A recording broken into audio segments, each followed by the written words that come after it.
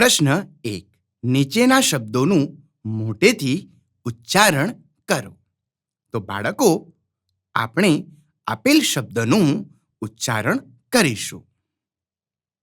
નિંદ્રાતી, શ્રાંતા, ક્લાંતા,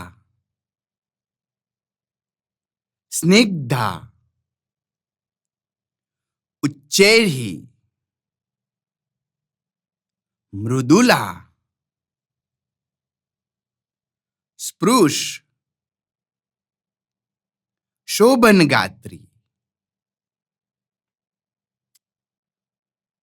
પ્રશ્ન 2. નીચેના પ્રશ્નોના જવાબ આપો. પ્રશ્ન 1. પુત્રી કિમ કરોતિ? તો બાળકો, કિમ એટલે કે શું? તો આપણે જવાબ લખીશું પુત્રી નિંદ્રાતી.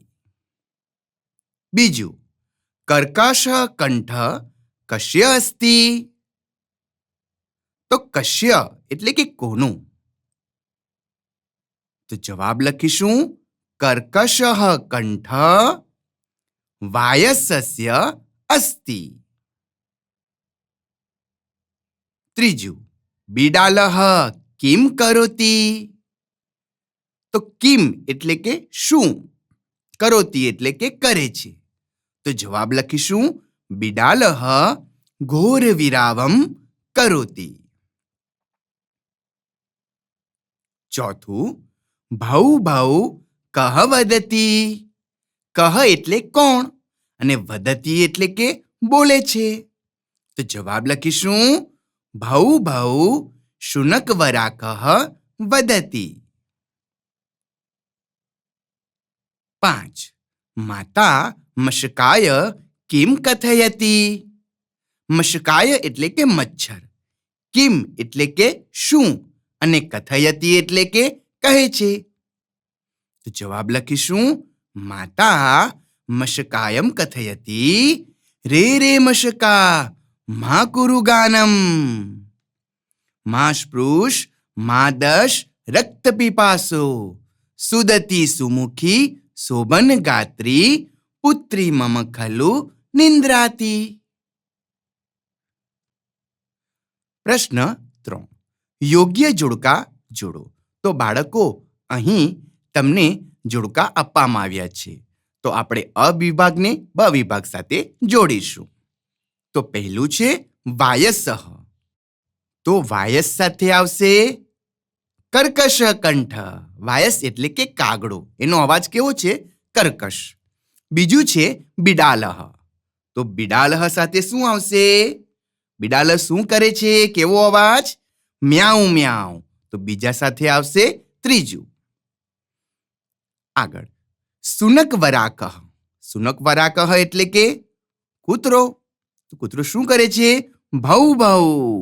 તો ત્રીજા સાથે આવશે ચોથું. અંતે પુત્રી. તો પુત્રી શું કરે છે? સૂએ છે, એટલે કે નિંદ્રાતી. તો ચોથા સાથે આવશે પ્રથમ. પ્રશ્ન 4. નીચેની કાવ્ય પંક્તિ સારા અક્ષરે લખો.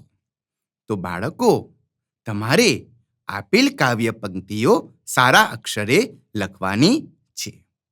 તમને ખબર છે બાળકો કે અધ્યયન નિષ્પત્તિ 817 મુજબ તમારે વાક્યો અથવા તો પરિચ્છેદનું અનુલેખન કરવાનું રહે છે. પરીક્ષામાં આ પ્રશ્ન આવે છે ત્યારે તમને જે તે પંક્તિ લખવાના 1 માર્ક મળે છે. તો અહીં તમારે આ પંક્તિઓ જોઈને સારા અક્ષરે તમારી નોટબુકમાં એને લખવાની છે. અંતિમ પ્રશ્ન. બાળકો, તમારે અહીં સુભાષિત કે પદ્યનું લેખન કરવાનું રહે છે, જેને અધ્યયન નિષ્પત્તિ કહેવાય છે, SN 826. તો બાળકો, આવો એક પ્રશ્ન તમારા લેખિત કસોટીમાં હોય છે, જેમાં તમને એક શ્લોકના 3 અથવા તો 4 માર્ક મળે છે. તો શિક્ષકોએ આ કાવ્ય મોડે કરાવી એના કોઈ પણ એક ભાગનું નોટબુકમાં લેખન કરાવવાનું છે. તો બાળકો અહીં આપણો આ એકમ પૂરો થાય છે. હવે આપણે આગળના એકમ તરફ જઈશું.